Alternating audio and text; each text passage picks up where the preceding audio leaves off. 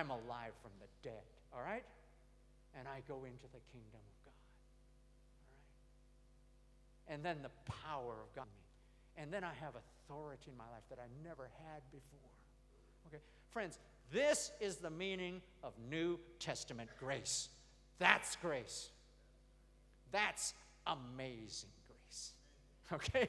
That's what makes grace amazing and why we need amazing grace every minute of every day until we're standing with him in eternity.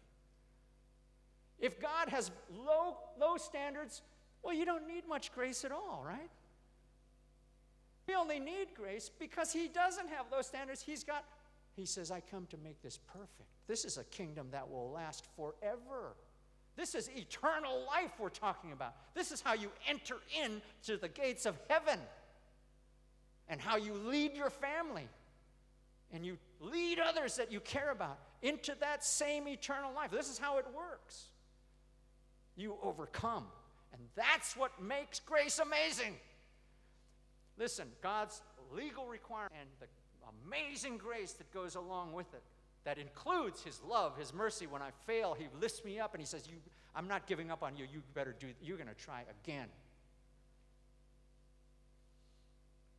That's what makes his legal requirements and his grace and mercy two sides of the same truth. And we've got to get this back in balance and get that pillar sitting on the foundation of God's kingdom. And then the house is going to have some integrity, structural integrity, okay? Those of you with an engineering background, you know what I'm talking about. Integrity is more than honesty. It means things fit together, and they stand, and they've got structure, they've got strength. That's what you need in God's house, and that's what you need in your life. We need his lawfulness, but in order to function in his lawfulness, we need amazing grace. Let's pray together. Lord, I just want to thank you. Plant this seed in us. Oh, God, plant this seed in us. Stir us up on this one. Drive us back into the scriptures. Drive us back to the face of God over this issue. Help every member of your kingdom really get there so we know where we stand with you. We know where we stand. We know we can begin to see in the spirit the structure of your kingdom. We can shout out with the psalmist, oh, how I love your law. I have great peace because I love your law. Your law is perfect. It restores my soul. Your law makes me that blessed man who doesn't sit in the seat of the scornful or stand in the way of sinners, but everything I do you cause to prosper because I love your law and I meditate on your law day and night. Lord, I pray that we'll know that structure, we'll love that structure, and we'll be recipients of amazing grace in order to function in this kingdom that will have no end.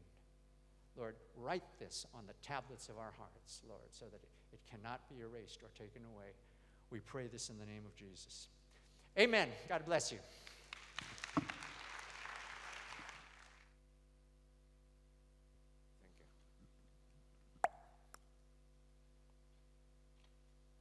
Thank you.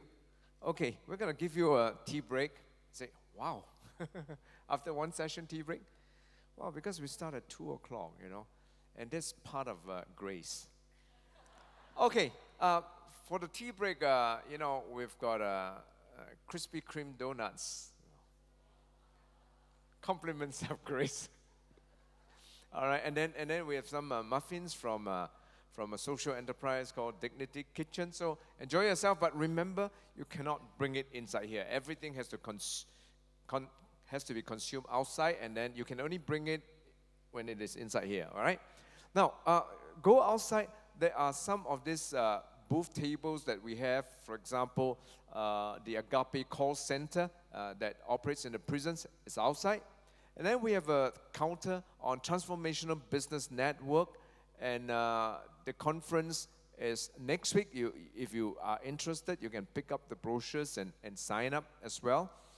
We have a booth on Gawat Kalinga, which is the Filipino, it's not an NGO, it's a social enterprise, all right? It was voted Social Entrepreneur of the Year Award 2012. It's huge and very, very inspiring.